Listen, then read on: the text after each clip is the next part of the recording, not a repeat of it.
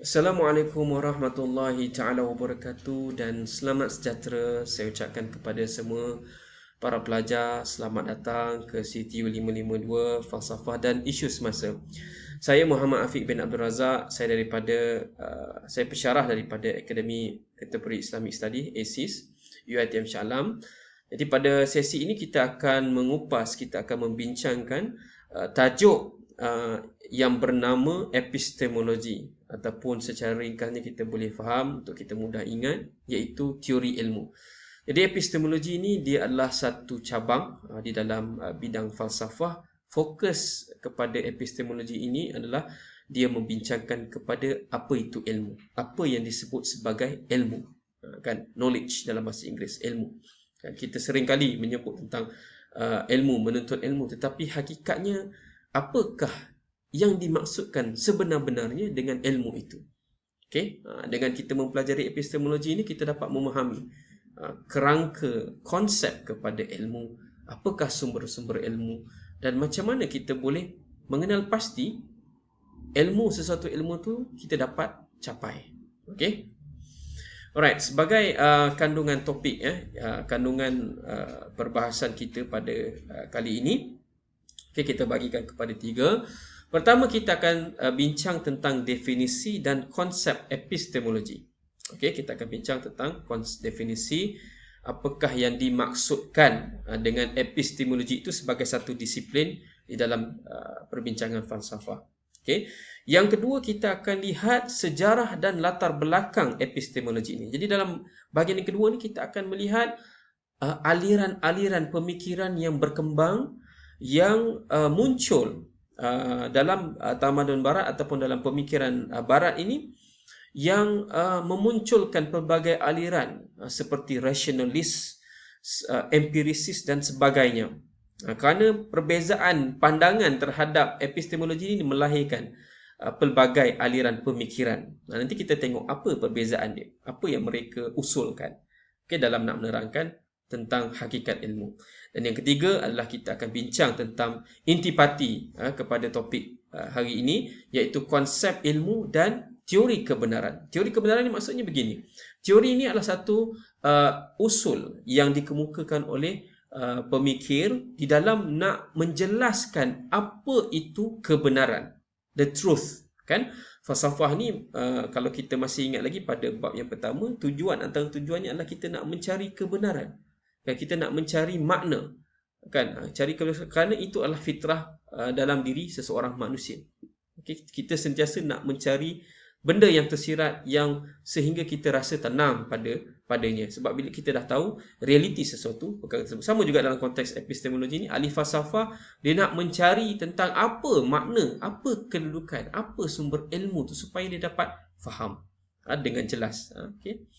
Okey.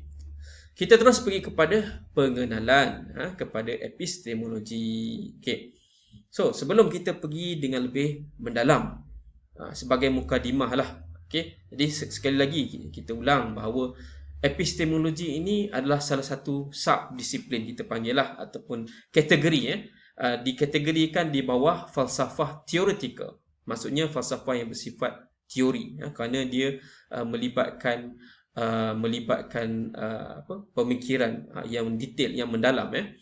Yang kedua, epistemologi fokusnya adalah dia membahaskan tentang realiti, maksudnya makna yang sebenar, hakikat, sumber dan kesahan sesuatu ilmu. Kan, bila kita nak belajar, kita sudah pasti kita nak belajar benda yang betul. Jadi dengan kita belajar epistemologi, kita dapat lihat apa garis panduan, apa penanda aras kepada kebenaran sesuatu ilmu tersebutlah. Tetapi dalam konteks ini kita hanya melihat dari sudut secara ringkas lah, secara umum. Dan kita dapat kenal aliran-aliran yang berbeza, khususnya dalam kalangan pemikiran barat ini, bagaimana mereka cuba menjelaskan tentang apa yang dipanggil sebagai ilmu. Yang ketiga adalah epistemologi ini, kerana dia membicarakan tentang ilmu. Ilmu ni penting sebab dia adalah ramuan yang cukup mustahak mempengaruhi kepada pembangunan peradaban, ketamadunan manusia. Kerana kalau kita dapat lihat daripada sejarah, semua peradaban itu dibentuk oleh bagaimana pengetahuan itu dibangunkan di dalam masyarakat tersebut. Okay, sebab itu dia penting. Sama, dia terpakai juga dalam konteks moden sekarang. Okay, so kita akan tengok epistemologi ini. Okay, kita akan tengok dari sudut konsep, kemudian kita akan juga lihat dari sudut apakah aliran-aliran yang ada di dalam perbahasan epistemologi.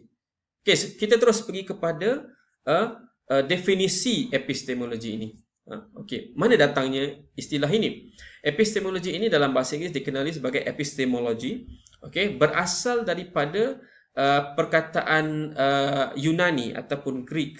Okey, epistem dan juga logos. Epistem tu maksudnya adalah satu adalah ilmu, manakala logos adalah sains ataupun kajian. Jadi secara ringkas kita boleh faham dia adalah satu disiplin, satu sains, satu kajian tentang ilmu. Tentang ilmu saja sebenarnya. Dia cerita tentang ilmu. Apa itu ilmu?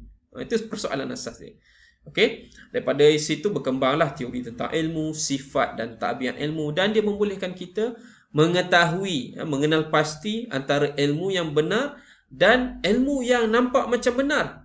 Kan? Dia panggil sebagai pseudo ilmu, ilmu yang palsu. Itu benda yang bila kita belajar, sebab tu kita belajar. Bila kita belajar, kita dapat membezakan di antara betul dan salah. Okey. Jadi, kita terus pergi kepada bahagian yang kedua, sejarah perkembangan epistemologi. Jadi dalam bahagian ini kita akan tengok bagaimana perbahasan, bagaimana aliran-aliran pemikiran barat muncul dalam nak menjelaskan persoalan yang ditimbulkan dalam epistemologi, dalam nak menjawab apa itu pengetahuan, apa itu ilmu. Okey, zaman sekarang ni saya yakin dan percaya semua daripada kita ni pastinya akan terlibat dalam penggunaan media sosial. Kita dapat banyak maklumat dalam media sosial. Tapi hakikatnya, adakah maklumat itu cukup untuk menjadikan kita orang yang berilmu? Adakah maklumat itu sudah mencapai kepada tahap knowledge ataupun ilmu?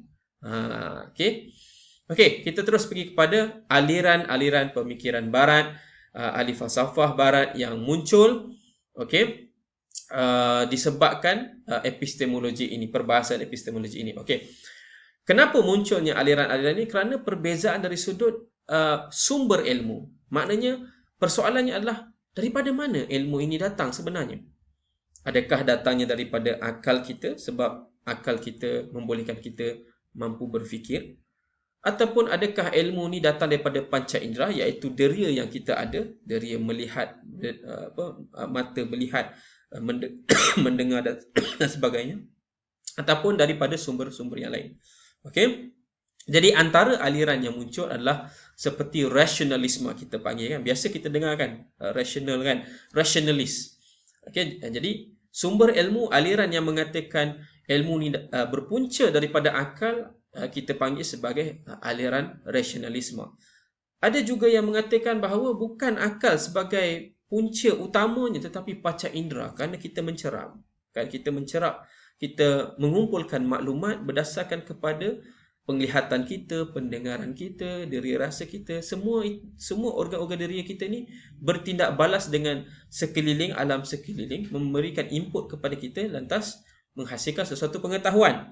Ini dipanggil sebagai golongan ni, ataupun aliran ini dipanggil sebagai empirisisme.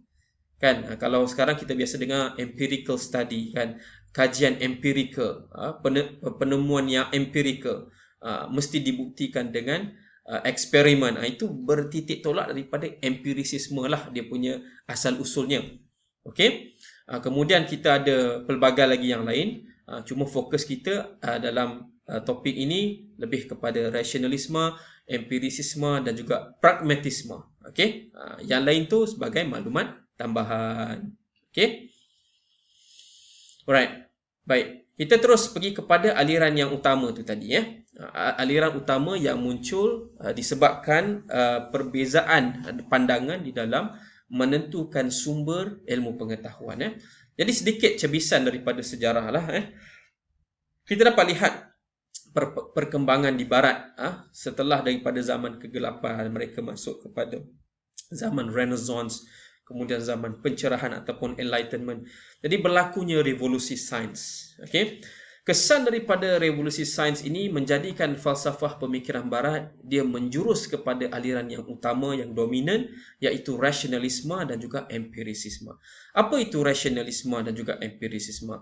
Rasionalisme ni ataupun orangnya itu kita panggil sebagai rasionalis, mereka mengatakan bahawa konsep dan ilmu diperolehi tanpa bergantung kepada pengalaman deria ataupun panca indera. Manakala empirisisme pula mengatakan bahawa pengalaman panca indera merupakan sumber hakiki terhadap semua konsep dan juga ilmu. Apa maksudnya di situ? Jadi secara ringkas, rasionalisme ini adalah satu aliran yang mengatakan bahawa sumber punca yang terutama sekali bagi manusia ni untuk mendapatkan ilmu adalah akal. Kan? Adalah akal. Okey? Jadi akal itu yang paling utama. Sebab itu rasionalisme ni dia golongan aliran yang mementingkan ataupun yang mendahulukan akal. Okey, itu dia punya ciri-ciri. Dan siapa dia punya pelopornya adalah tokoh yang bernama René Descartes. Jadi René Descartes ni dia adalah seorang ahli matematik Perancis, terkenal dengan dia punya kata-kata I think therefore I am. Saya berfikir maka saya wujud. Okay.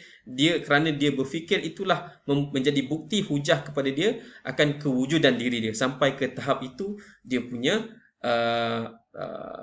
falsafah dia fikir tentang kewujudan dan juga pengetahuan. Aliran yang kedua, dominan yang kedua dinamakan sebagai empirisisme. Empirisisme bertentangan dengan pandangan aliran rasionalisme tadi. Empirisisme mengatakan bahawa sumber yang paling utama sekali, okey, kepada pengetahuan ilmu pengetahuan ini adalah daripada panca indera. Okay, asal istilah empirisisme ni adalah bahasa Yunani empirikos yang bermaksud pengalaman. Maknanya manusia ni kita ada organ deria yang mana kita mampu mencerap. Kita ada 5 panca indera kita sebut ya. Jadi kita sentuh, kita dapat rasa, kita dapat lihat, kita dapat dengar. Semua ini membentuk satu pengalaman, membentuk satu pengetahuan, membentuk satu input, melahirkan sesuatu proses yang mana kita boleh mentafsirkan tentang satu fenomena. Jadi muncullah empirisisme. Tokohnya siapa? John Locke ataupun David Hume ni antara tokoh-tokoh yang terkemukalah. Dan empirisisme ni adalah titik tolak ataupun batu asas kepada scientific methods kita panggil sekarang ni ataupun positivism. Okey, positivisme ataupun scientific method science yang diguna pakai sehingga hari ini. Tetapi kelemahan kepada konsep ataupun teori ini, kadang-kala objek itu menipu. Kita nampak macam Fata Morgana kan, mirage, orang putih kata kan, Fata Morgana. Kita nampak di kejauhan macam ada air dekat padang pasir tu. Kita nampak macam ada air. Semakin kita pergi, semakin jauh benda tu. Rupanya itu bukanlah satu air. Dia adalah pembiasan cahaya yang masuk ke dalam deria mata kita ini. Nak mengatakan di sini bahawa apa yang kita nampak tu belum pasti lagi menunjukkan sesuatu hakikat kebenaran. Ini kritisisme yang diberikan terhadap aliran inilah. Okey. Kemudian yang ketiga, kita terus pergi kepada syarat ilmu. Ini pandangan pemikiran barat, falsafah barat. Mereka menyebutkan teori ini ataupun konsep ini sebagai necessity sufficient condition. Maknanya 3 syarat ini dipenuhi sudah mencapai syarat kepada ilmu pengetahuan. Pertama dipanggil sebagai true, benar. Kedua adalah belief dan ketiga adalah justified. Untuk capai tahap ilmu dia mesti bermula dengan kepercayaan. Yang kedua, kepercayaan itu mestilah benar, dan yang ketiga, kepercayaan yang benar itu mestilah mempunyai justifikasi ataupun mempunyai asas.